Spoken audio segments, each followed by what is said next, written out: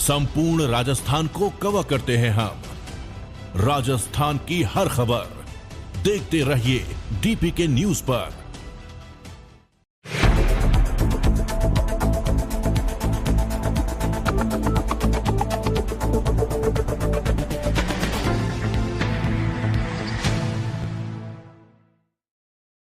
जयपुर के मोहना मंडी क्षेत्र में अखिल भारतीय यादव महासभा द्वारा कल श्री कृष्ण विचार एवं जन समरसता सांस्कृतिक सम्मेलन का आयोजन किया जाएगा।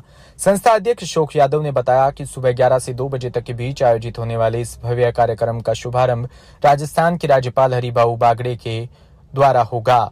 कार्यक्रम में मुख्य अतिथि पूर्व केंद्रीय गृह राज्य मंत्री और राष्ट्रीय अन्य पिछड़ा वर्ग आयोग के वर्तमान चेयरमैन हंसराज गंगाराम अहीर होंगे। इसके अतिरिक्त कार्यक्रम में राजस्थान प्रदेश भाजपा अध्यक्ष मदन राठौड़, जयपुर सांसद मंजू शर्मा, स्वायत्त शासन मंत्री झाबर सिंह खर्रा और उत्तर प्रदेश भूमि विकास बैंक के चेयरमैन संतराज यादव और बगरू विधायक कैलाश वर्मा सहित अनेक गणमान्य लोग भी शामिल होंगे। अखिल भारतीय यादव महासभा हिर के प्रवक्ता अनिल यादव के अनुसार सम्मेलन का मकसद जनमानस के बीच भगवान श्री कृष्ण के विचारों का बीजारोपण करना व समाज में समरसता का वातावरण पैदा करना है। संस्था के मुख्य महामंत्री हनुमान साहे यादव ने लोगों से कार्यक्रम को सफल बनाने की अपील की है।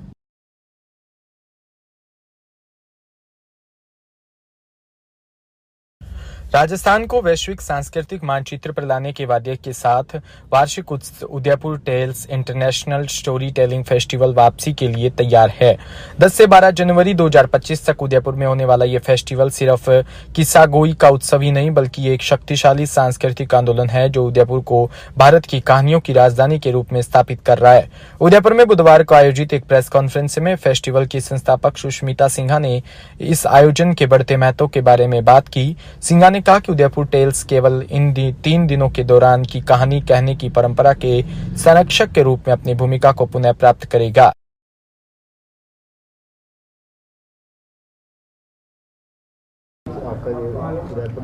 Udaipur tales international storytelling festival Udaipur में 10 से 12 दिसंबर 2025 में जनवरी में शुरू होने वाला है और ये हमारा 6th एडिशन है, 6ठा एडिशन है और हम लोग बहुत एक्साइटेड हैं क्योंकि जिस तरह के स्टोरी टेलर्स हर साल आते हैं, हर दफ़े कोई नई बात उठ खड़ी होती है। इस बार भी बहुत सारी नई चीज़ें हैं उदयपुर टेल्स में। सुबह फ्राइडे और सैटरडे की सुबह, शुक्रवार और शनिवार की सुबह हम लोग बच्चों के लिए करते हैं जिसमें स्कूल के बच्चे, पब्लिक स्कूल से, गवर्नमेंट स्कूल से, डेफ एंड डम बच्चे भी आते हैं क्योंकि हमारे पास वो वो लोग होते हैं जो साइन लैंग्वेज जानते हैं, वहीं खड़े होकर स्टोरी टेलिंग को ट्रांसलेट करते हैं। और इस बार हमारी एक चेष्टा है कि हम ब्लाइंड बच्चों को भी लाएं फॉर अ स्पेशल सेशन। हमारी बात चल रही है कि जो कहानी बोली जाए उसका ब्रेल में उनको हाथ में शीट दिया जाए जिससे कि हर एक बच्चा, वो किसी भी तरीके का बच्चा हो, पब्लिक को तरीके का, गलत शब्द इस्तेमाल किया मैंने, जो कहीं से भी हो और उसमें जो भी प्रॉब्लम्स हो, यदि सुनने में प्रॉब्लम हो या देखने में प्रॉब्लम हो, वो उसके लिए बाधा नहीं बने और उसके लिए हम प्रयास कर रहे हैं। और शाम को हर रोज़ बड़ों के लिए कहानियाँ होती हैं और संडे मॉर्निंग को भी बड़ों के लिए होती है जिसमें 3 से 4 कहानियाँ होती हैं। उसके बाद एक म्यूज़िक का पीस होता है जो बॉलीवुड भी नहीं होता और प्योर क्लासिकल भी नहीं होता है। सूफ़ी हो सकता है, जैज़ हो सकता है, मिक्स कथक हो सकता है, भजन हो सकता है, कुछ भी गज़लें हो सकती हैं। इस बार हमारे यहाँ आ रहे हैं कुतुबी ब्रदर्स जो हिंदुस्तान के नामी कव्वाल हैं, उन लोग पहले दिन उनका है और दूसरे दिन हमारे कर्नाटका के एक स्टोरी टेलर आ रहे हैं जिसमें आधा गाना होगा कन्नड़ में और अंग्रेज़ी में कहानी सुनाई जाएगी। और आखिरी दिन बहुत ही वेल नोन है समीर राहत इंदौरी साहब के बेटे जो हैं, वो फिल्म कंपोज़र भी हैं और उर्दू ब्लूज़ बोल के उनका बैंड है, वो अपनी कॉम्पोजिशंस को लेके आ रहे हैं और कुछ नामी उर्दू सिंगर्स या हिंदी सिंगर्स, हिंदी पोइट्स के गानों को भी गाएंगे।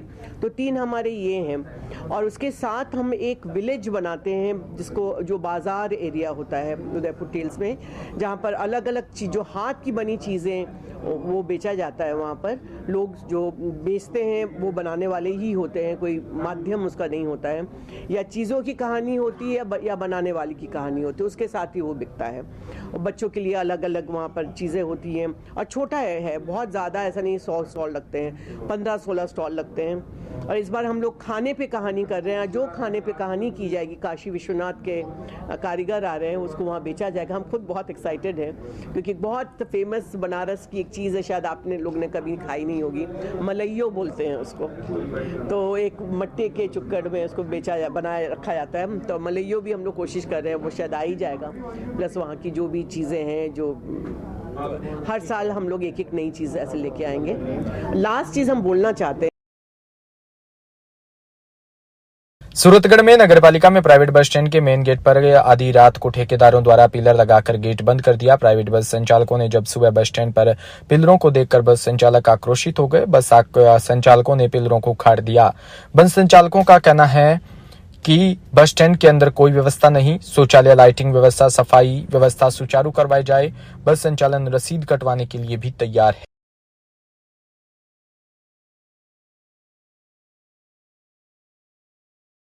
जालौर जिले के कलेक्टर ऑफिस के आगे भारतीय किसान संघ के बैनर तले 9वें दिन भी जवाई बांध के पानी पर अपना हक तय करने को लेकर किसानों का महापड़ाव धरना। जालौर जिले सभी किसान वहां पर एकत्रित रहे। अन्य एसोसिएशन ने समर्थन दिया। लगभग पूर्ण जालौर शहर बंद नजर आया। आक्रोशित किसानों ने सुबह सुबह टायर जलाकर व रोड पर ट्रैक्टर लगाकर रोड जाम किया।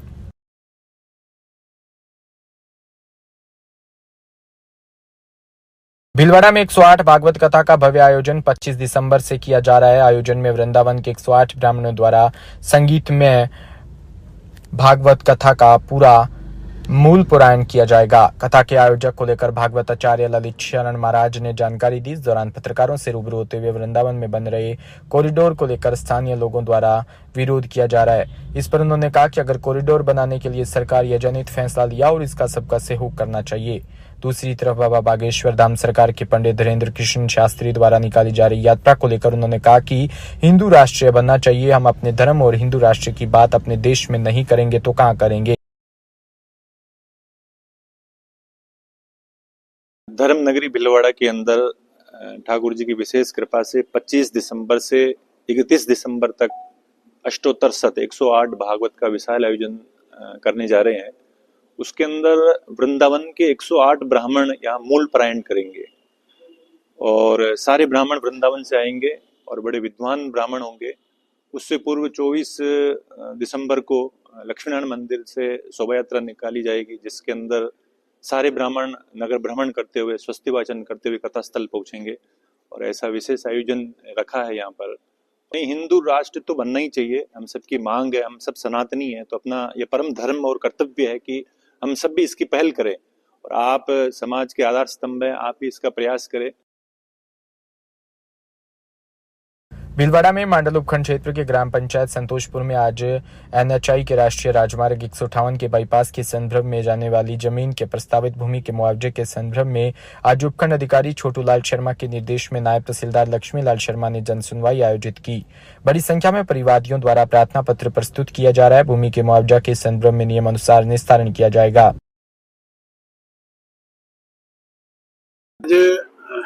NHI के अंदर जाने वाली जमीन के भूमि के प्रस्तावित भूमि के मुआवजे के संबंध में जन सुनवाई कैंप श्रीमान उपखंड अधिकारी मंडल के निर्देशानुसार संतोषपुरा ग्राम पंचायत में आयोजित किया जा रहा है, जिसमें परिवादियों द्वारा प्रार्थना पत्र प्रस्तुत किए जा रहे हैं। इनके भूमि के मुआवजे के संबंध में इनका नियमानुसार निस्तारण किया जाएगा।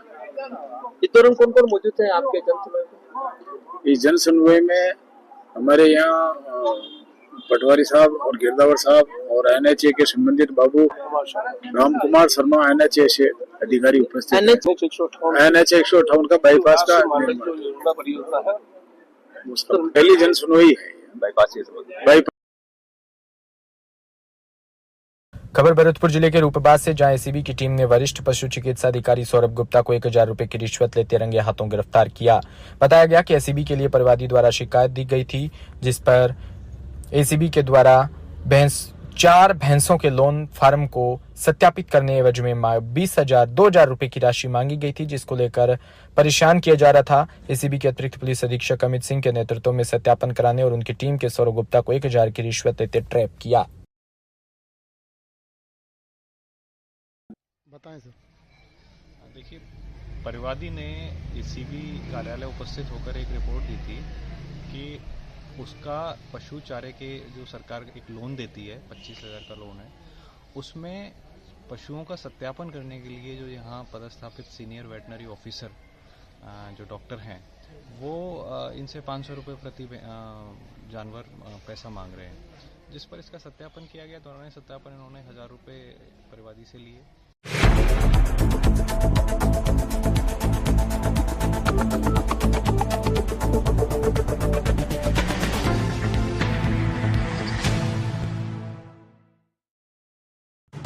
राजस्थान समृद्ध विरासत है इसकी शान।